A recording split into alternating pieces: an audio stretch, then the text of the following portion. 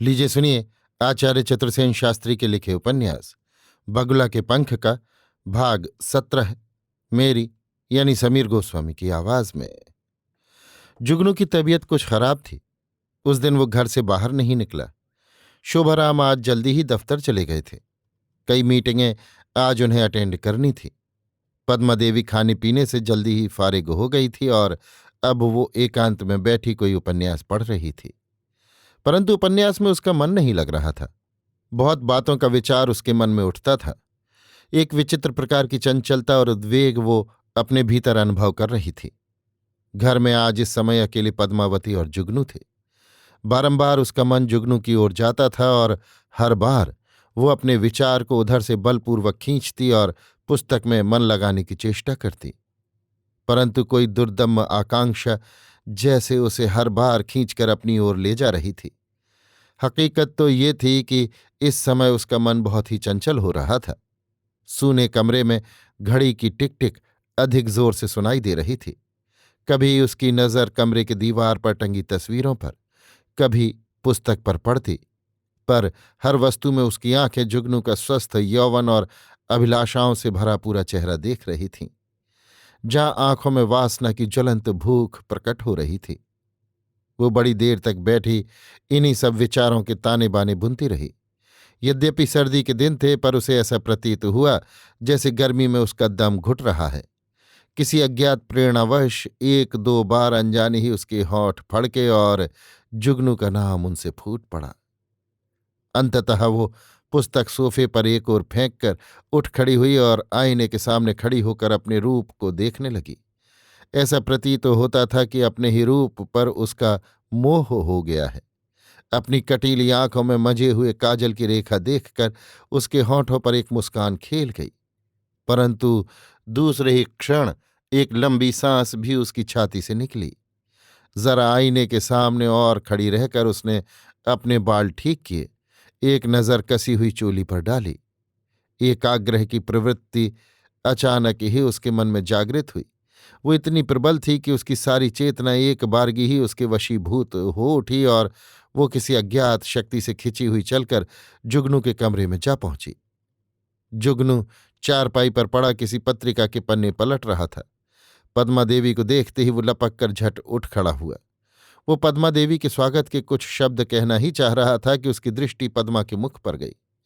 वो भावातिरेक से लाल हो रहा था और इस समय उसकी आंखों से एक ऐसी चमक निकल रही थी कि जिसने जुगनू का सोया हुआ संपूर्ण यौवन जगा दिया। वो अभिभूत सा चुपचाप नीचे को देखता हुआ खड़ा रहा। पद्मा देवी की ओर आंख भरकर देखने और कुछ कहने का जैसे उसका साहस ही खो गया। उसका हृदय जोर जोर से धड़कने लगा। लगभग ऐसी ही दशा पद्मा देवी की भी हो रही थी। सूने से अकेले घर में इस एकांत मिलन से उसकी छाती भी जोर जोर से धड़क रही थी। संकोच और चंचलता दोनों ही में उसका मन उलझ रहा था। पद्मा देवी की मनोदशा जुगनू से छिपी न रही। उसकी प्रकृति अत्यंत भड़क उठी और आंखों से जैसे आग की ज्वाला निकलने लगी, पर उसके मुंह से बोली न निकली। केवल उसके होठ फड़क कर रह गए। पद्मा देवी ही ने संयत होकर कहा, अब तबीयत कैसी है आपकी? अच्छी है जी हाँ, अच्छी ही है। तो मौसम तो बहुत सुहावना है, जरा टहल आइए, मन बहल जाएगा। लेकिन जुगनू इतना कहकर चुप हो गया। उसकी नजर जमीन में गड़ गई। क्या सोच रहे हैं आप? जी मैं सोच रहा हूं कि अब मैं यहां से चला ही जाऊं और फिर कभी लौट कर ना आऊं। ऐसी खराब बात आप क्यों सोचते हैं भला? क्या यहां आपको कोई तकलीफ है या मुझी से कुछ चूक हो गई है कि नाराज हो उठे हैं आप? नहीं, नाराज मैं नहीं हूं। तब यहां से चले जाने की इच्छा आपके मन में क्यों उठी? इच्छा तो मेरी यहां से चले जाने की नहीं है। तब फिर क्या बात है? बात कुछ नहीं है, पर अवस्था जैसी है उससे मेरा यहां से चला जाना ही ठीक है। बड़ी ही कठिनाई से लड़खड़ाती जबान से जुगनू ने ये शब्द कहे और एक बार पद्मा देवी की ओर देखने की चेष्टा करके मुंह दूसरी ओर फेर लिया। पद्मा देवी का मन भी चंचल हो उठा, जैसे वो उसके मन की भीतरी बात की तह तक देख चुकी। परंतु उसने कहा, हुआ क्या है? साफ साफ क्यों नहीं कहते?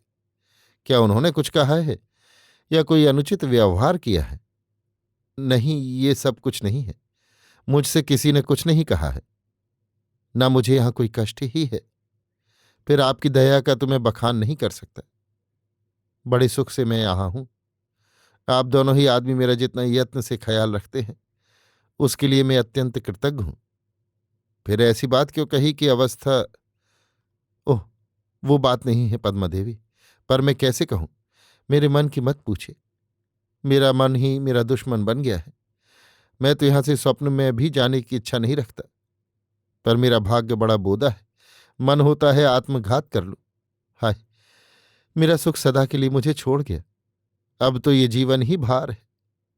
ये कहकर जुग्न दोनों हाथों से मुंह ढांप कर चारपाई पर बैठ गया। अब असंयत होकर पद्मा देवी एकदम उसके निकट चली आई।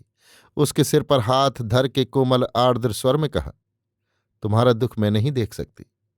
तुम्हारा दुख क्या है, मुझसे कहो। मैं सर्वस्व देकर भी उसे दूर करूंगी। नहीं नहीं, आपकी ये बातें मैं सहन नहीं कर सकता। मुझे आप आज्ञा दीजिए कि मैं अभी यहां से निकल जाऊं, अपने पापी हृदय को लेकर, और कभी ये काला मुंह आपको न दिखाऊं। बस अब मैं नहीं ठहर सकता। इतना कहकर वो उठकर उन्मत्त की भांति द्वार की ओर चला। पद्मा ने भी उन्मादिनी की भांति दौड़कर द्वार रोक लिया। दोनों हाथ पसार कर उसने जैसे कराहते हुए कहा, नहीं नहीं, तुम मुझे इस तरह छोड़कर नहीं जा सकते, नहीं जा सकते। ठहरो, तुम्हें मेरी कसम, ठहरो। आह, कसम क्यों दिला दी। अब आप मना करती हैं तो मैं कैसे जा सकता हूं। आप जो कहेंगी वही मैं करूंगा। उसने पद्मा देवी के मुख की तरफ एक बार देखा, फिर उसके सामने घुटनों के बल बैठकर कहा, किंतु आप नाहक जिद कर रही हैं। मैं नहीं जानता कि कब मेरे मुंह से क्या निकल जाए। आप स्वर्ग की देवी हैं, मैं आपकी पूजा करता हूं, परंतु जब आप सामने आती हैं तो मैं आपे में नहीं रह सकता। मेरा मन मेरे वश में नहीं रहता। पद्मा देवी पीपल के पत्ते की भांति कांपने लगी। उसका सर्वांग पीला पड़ गया। उसने लड़खड़ाती जबान में कहा, ये तुम क्या कह रहे हो जगन। मेरा सिर घूम रहा है। इतना कहते कहते पद्मा देवी धम से पलंग पर बैठ गई। एक बार उसने जुगनू की ओर देखा और आंखें नीची कर ली। मैं क्या कहना चाहता हूं, ये आप जानना चाहती हैं? जुगनू ने जैसे जलते हुए शब्दों में कहा। उन शब्दों को सुनकर एक बार पद्मा देवी ने फिर आंख उठाकर जुगनू की ओर देखा। उसे ऐसा प्रतीत हुआ जैसे लाल लाल ज्वलंत लोह पिंड सामने खड़ा है। उसको ऐसा प्रतीत हुआ जैसे उसे जूड़ी चढ़ाई हो। जुगनू ने वैसे ही आवेशपूर्ण स्वर में कहा, आपके पति जैसा उदार पुरुष और आप जैसी श्रद्धा की पात्री संसार में दुर्लभ है। मेरे रक्त की प्रत्येक बूंद आप दोनों की भक्त है। बड़े भाग्य से, पूर्व जन्म के पुण्य से मुझे आप लोगों का आश्रय मिला। मेरा हृदय कृतज्ञता से भरा हुआ है। परंतु आपको जब से मैंने देखा है, मन ही मन आपकी पूजा करता रहा हूं। स्त्री मात्र में मेरी नई दृष्टि उत्पन्न हो गई। मैंने ऐसा पहले कभी नहीं सोचा था। कभी ऐसा अनुभव मुझे नहीं हुआ था। आपको देखते ही एक अनिर्वचनीय सुख का स्रोत मेरी रगों में बहने लगता है। आपकी वाणी स्वर संगीत के समान मेरे मन में लहर उत्पन्न करती है। आप जब दूसरी ओर देखती हैं तब मैं आपकी रूप सुधा का पान करता हूं। जितनी ही वो रूप सुधा में पान करता हूं, उतनी ही प्यास बढ़ती है। कभी तृप्ति होती ही नहीं। मेरी इच्छा होती है कि आपके चरण नख पर अपने उत्तप्त होठ रख दूं और कहूं, हे सौंदर्य की देवी, ये अधम तेरा दास और पुजारी है, तेरा चरण किंकर है। इतना कहते कहते जुगनू एकदम चुप हो गया। उसने एक बार कनखियों से आंख उठाकर पद्मा देवी की ओर देखा, जो पत्थर की निश्चल मूर्ति बनी हुई थी। फिर उसने दोनों हाथों से अपना मुंह ढांप लिया। फिर जैसे एकाएक व्यग्र हो उठा। उसने कहा, मैं जानता हूं मैं महापापी हूं, पतित हूं, बौना होकर सूर्य को छूना चाहता हूं। मैं अपने को धिक्कार देता हूं। मैं जानता हूं कि ऐसी दुर्भावना को मन में स्थान देकर मैंने भयानक अपराध किया है। आप कभी मुझे क्षमा न करेंगी, पर मेरा मन मानता नहीं है। इसी से मैं यहां अब एक क्षण भी ठहरना नहीं चाहता। इसी दम चल देना चाहता हूं। मैं आज ही इस नगर को छोड़ दूंगा। नगर ही क्यों, इस देश को ही त्याग दूंगा। मैं दूर, अति दूर चला जाऊंगा और आपकी मोहनी मूर्ति की स्मृति को भुलाने की चेष्टा करूंगा। और यदि मुझे इसमें सफलता ना मिली तो मैं पेट पर पत्थर बांधकर किसी नदी में डूब मरूंगा। बस अब मेरा यही निश्चय है। लो, मैं चला, अभी चला। इतना कहकर जुगनू उन्मत्त की तरह झपटता हुआ बाहर की ओर चला। इस पर वध होती हुई गाय की भांति आर्तनाद करके पद्मा ने कहा, अरे अरे, ये क्या करते हो? मत जाओ, मत जाओ। जुगनू ने रुक कर कहा, ये क्या? इतनी बातें सुनने पर भी आप मुझे रोक रही हैं? मुझसे नाराज नहीं हुई? मुझसे घृणा नहीं की आपने? मेरी ऐसी धृष्टता क्षमा कर दी? वो एकदम पद्मा देवी के निकट आ खड़ा हुआ। पद्मा देवी ने भर्राए हुए कंठ से कहा, मैं नहीं जानती कि मैं क्या जवाब दूं। ना जाने मुझे क्या हो गया है, पर तुम मुझे इस तरह छोड़कर नहीं जा सकते, नहीं जा सकते। इतना कहकर पद्मा देवी ने दोनों हाथों से अपना मुंह ढांप लिया। तब जुगनू ने एकदम उनके पैरों के पास धरती में बैठकर कहा, यहां रहूंगा तो मैं पागल हो जाऊंगा पद्मा रानी। आपको देखने में अपार सुख है और अथाह दुख है, फिर मैं यहां रहूं किस लिए? जुगनू एकदम चुप हो गया और मुंह उठाकर पद्मा की ओर देखने लगा। पद्मा ने हांफते हांफते कहा, वो सब मैं नहीं जानती, पर तुम मुझे छोड़कर नहीं जा सकते, ऐसा हो नहीं सकता। पद्मा अभिभूत सी होकर जुगनू के शरीर पर झुक गई। तो क्या मेरी प्यारी पद्मा, तुम भी मुझे चाहती हो, मुझे प्यार करती हो? जुगनू ने पद्मा के दोनों हाथ पकड़कर उसे अपनी ओर खींच लिया। पद्मा देवी का सर्वांग कांपने लगा। उसने उठने की चेष्टा की, परंतु जुगनू ने उसकी कमर में हाथ डालकर उसे अपने अंक में समेट लिया। उसने कहा, जब से तुम्हें देखा है तभी से पागल हो गया हूं। काश शब्दों में शक्ति होती तो तुम्हें समझाता कि मैं तुम्हें कितना प्यार करता हूं। किंतु मैं पागलों का सा आचरण कर रहा हूं, लेकिन मैं तुम्हें प्यार करता हूं प्यारी पद्मा, मेरी रानी। पद्मा देवी ने बड़ी कठिनाई से उसे दोनों हाथों से पीछे ढकेला और चुंबन के लिए बढ़े आते हुए मुख को उसके सिर के बाल पकड़कर रोका और अपना सिर पीछे को झुका लिया।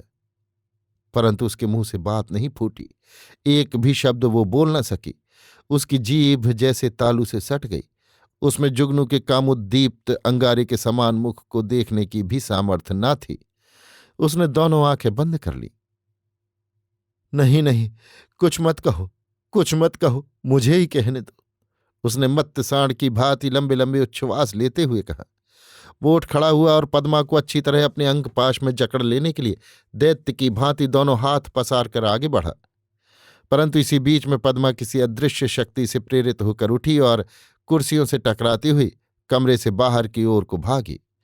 जुगनू भी उसे पकड़ने के लिए पीछे भागा, पर टेबल से टकराकर गिर पड़ा। अपने कमरे में जाकर पद्मा देवी ने भीतर से सिटकनी चढ़ा ली और एकदम बदहवास की भांति पलंग पर पड़ गई। अभी आप सुन रहे थे आचार्य चतुर्सेन शास्त्री के लिखे उपन्यास बगुला के पंख का भाग 17, मेरी यानी समीर गोस्वामी की आवाज में।